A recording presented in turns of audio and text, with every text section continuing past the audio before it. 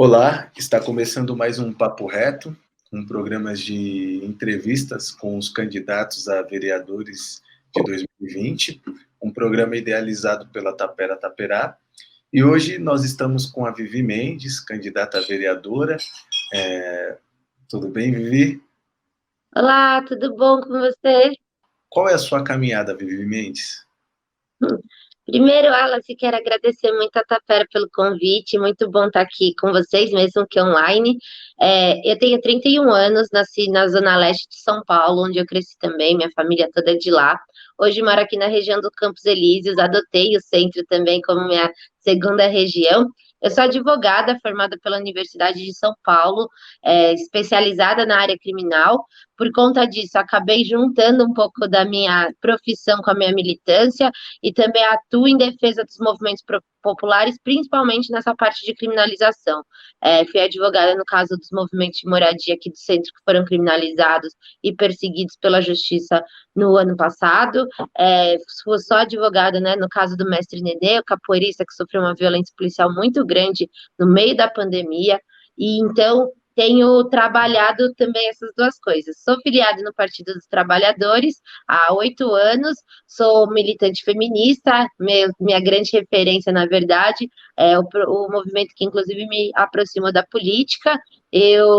Comecei a militar, a atuar politicamente na faculdade, quando fui do centro acadêmico, dos coletivos que compunham e discutiam, né, a política do centro acadêmico, e olhando, né, o que é a conjuntura atual, o que foi a eleição do Bolsonaro, o que tem significado para a política, tanto a eleição do Bolsonaro como também do Congresso mais conservador.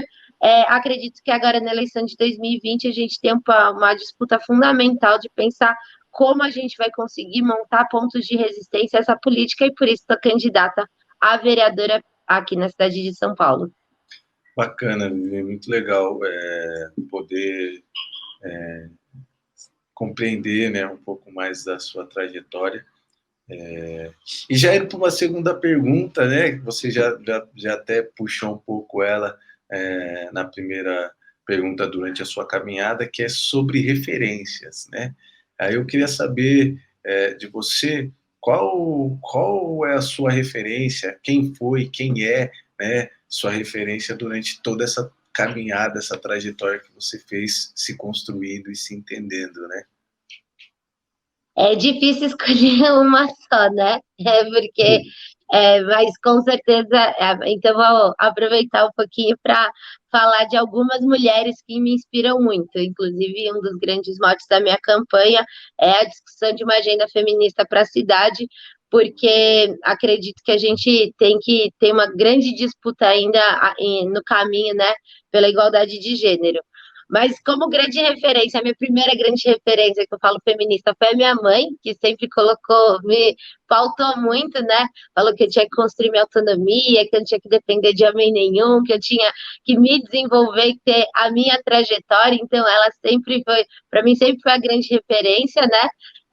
Já quando eu venho para a universidade, né, e começo a entender um pouco mais do que é a política, eu acho que eu começo a olhar com mais carinho também para as autoras mulheres, né, do nosso país, e aí acho que a Carolina Maria de Jesus, para mim, é uma que eu reencontrei, inclusive agora na pandemia, num clube de mulheres que eu faço parte, e tenho muita, e que me inspira muito, né, a história dela é a história das mulheres brasileiras, e ela e acho que é o mesmo processo de várias mulheres, né, que batalham, que lutam, que muito para sobreviver, para manterem as suas vidas, a vida dos seus filhos, e enfrentam essa árdua batalha que é enfrentar a desigualdade no nosso país.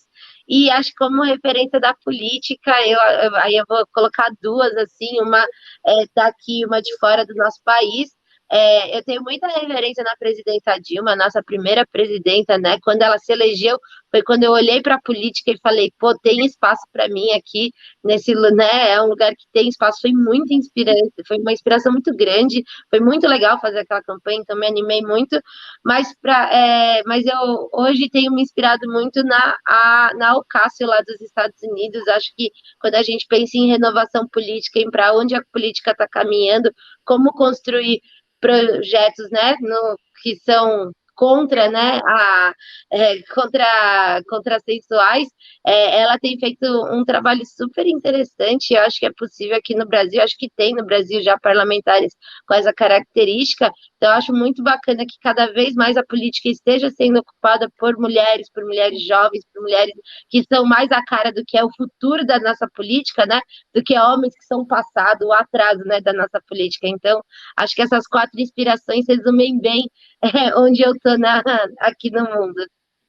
Bacana, bacana, bacana, muito bom. Referências importantes e necessárias. Agora, já caminhando, né, para o final da nossa conversa aqui, eu queria saber de você, Vivi, quais são as suas propostas caso você seja eleita em 2020?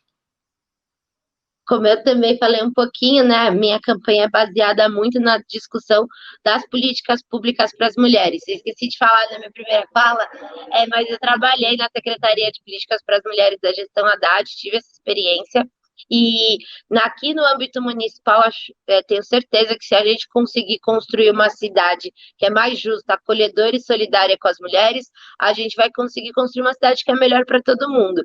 E quando eu falo de políticas públicas para as mulheres, eu estou falando de uma agenda feminista, que as políticas públicas vão ter também a função de enfrentar as desigualdades de gênero na nossa sociedade. E aí eu coloco que eu tenho 3 propostas, na minha opinião, que dão a cara, né, do que é essa minha campanha, e que podem ser apresentadas no dia 1 de janeiro, e que já poderiam, inclusive, ser políticas aqui na cidade, e não são, por talvez falta de vontade política ou atrasos, né, que são retomados, como a gente vê hoje com o governo Bruno Covas. Então, na minha opinião, a gente poderia constituir uma política de merenda nas férias. Agora, no meio da pandemia, está mais do que comprovado, né, que a gente precisa fortalecer a saúde da nossa população, principalmente da população pobre e preta do nosso país, e aqui na nossa cidade. A comida de verdade já é um método, já é um dos mecanismos, né, mais importantes para a gente fortalecer a saúde da nossa população, e a merenda já cumpre o papel de ser a alimentação de várias crianças, a única alimentação de várias crianças durante o período escolar, e eu acho que durante o período das férias a gente também poderia garantir merenda. A segunda coisa é a renda básica de cidadania. Eu e o Suplicy estamos construindo essa parceria, inclusive já com a proposta de montar a bancada da renda básica aqui em São Paulo. Os programas de distribuição de renda no nosso país foram fundamentais para reduzir um pouco a desigualdade, para colocar mais pessoas, garantir um mínimo de dignidade, mas a gente tem que pensar como que a gente avança, né, e constrói um programa que de fato consiga, né, construir essa transferência de renda, a divisão da riqueza que é produzida no nosso país e na nossa cidade. E uma cidade como São Paulo, a terceira maior economia do país, a cidade mais rica do nosso país, tem capacidade de construir um programa que seja mais amplo do que é a renda básica, e que pode, em momentos, né, em momentos de crise como que a gente passou, ser uma relação muito mais organizada dos governos com a população, e garantir que as pessoas possam avançar, né, ter mais liberdade, mais autonomia, mas também em momentos de crise a gente ter uma relação muito mais organizada com a população para garantir mais, né, transferências de renda, como foi o auxílio emergencial nesse momento. E a terceira que eu proponho é o passe livre, a minha entrada para mães na nossa cidade. A gente tem que ir avançando nos projetos de gratuidade da passagem, né, na minha avaliação. Precisamos cada vez mais garantir que mais pessoas possam ter acesso amplo à cidade, não fiquem restritas ao debate da cidade só nos seus bairros, ou não tenham possibilidade de sair do seu bairro, a não ser que seja para trabalhar. Então, as pessoas têm que poder viver a cidade de várias formas, e as mulheres mães, né, principalmente as mulheres que são chefes de famílias monoparentais, elas têm sempre a dificuldade de garantir, né, o seu processo de lazer, seus espaços de lazer, porque precisa compartilhar com o filho, e a passagem na cidade é muito cara. A criança ter o passe livre é importante, mas as mães também, para garantir que ambos possam usufruir da cidade de forma mais ampla. Legal, muito bom. E agora eu quero ouvir de você o papo reto para convocar geral para estar com você no dia 15 de novembro. Então, para quem me ouviu aqui, gostou das minhas ideias, quero muito convidar vocês para conhecerem mais essa campanha. A minha campanha é a campanha que quer enfrentar, tanto na vida real, né, na política pública concreta, as desigualdades na nossa cidade, principalmente as desigualdades de gênero, mas também é uma campanha que é construída de forma coletiva. Eu acho que a gente precisa sempre pautar, né, que o jeito que a gente faz a política também diz muito sobre a política que a gente quer construir. E uma Câmara, né, uma política, uma Câmara fechada, distante, é tudo que se espera para que tudo fique da mesma forma. A cidade de São Paulo é uma cidade muito rica e é absurdo que a gente ainda conviva com desigualdades tão profundas, enquanto, né, muitos de nós tiveram o privilégio, assim como eu, de ficar a quarentena em casa e se proteger. Esse ano foi um ano de muita tristeza para muitas pessoas que perderam parentes, famílias, amigos, nesse momento de pandemia, e que, na minha opinião, a cidade de São Paulo deu respostas pouco eficientes e pouco cuidadosas, considerando, né, principalmente essa vida que a população mais pobre da nossa cidade leva.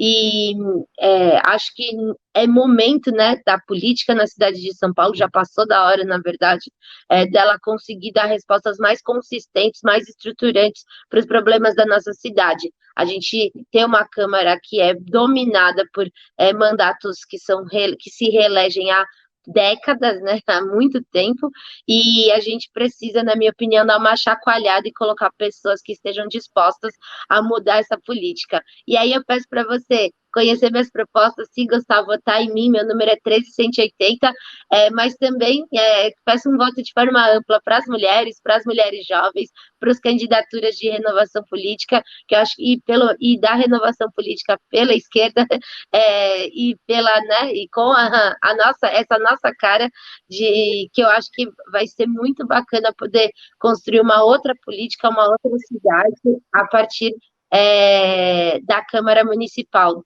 Vamos parar, né? Dessa Câmara não dar resposta, ninguém saber o que acontece, ninguém saber para quem ela funciona. A política na cidade de São Paulo pode e deve ser para todos nós e para todas nós. Legal, Vivi, muito obrigado. Esse foi o Papo Reto de hoje, com Vivi Mendes, candidata a vereadora por São Paulo, pelo Partido dos Trabalhadores. E confira os próximos Papo Retos. Muito grato e até a próxima. Obrigada, pessoal. Obrigada, Alisson. Beijo grande.